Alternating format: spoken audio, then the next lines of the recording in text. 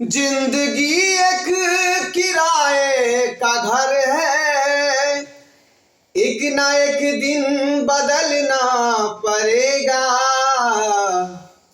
मौत जब तुमको आवाज देगी, घर से बाहर निकलना पड़ेगा।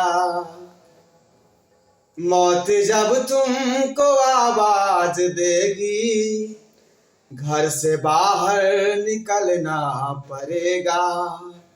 जिंदगी एक किराए का घर है, एक ना एक दिन बदलना पड़ेगा। मौत जब तुमको आवाज देगी, घर से बाहर निकलना पड़ेगा।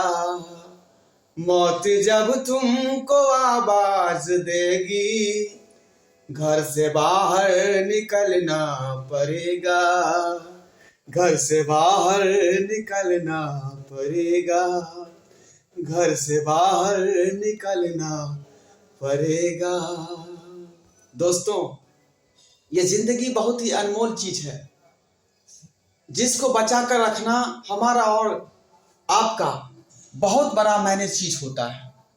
इसीलिए इंसान भगवान तो बनाकर भेज देते हैं, लेकिन जैसा आप कर्म करेंगे वैसा आपको फल मिलेगा।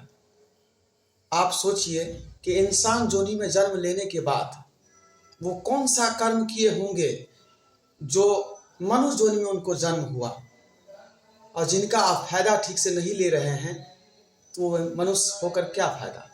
इसीलिए आप लोगों से अनुरोध है कि इंसान बनकर धरती पर जन्म लिए हैं तो नेक कर्म कीजिए और उसका फल अच्छा पाइए।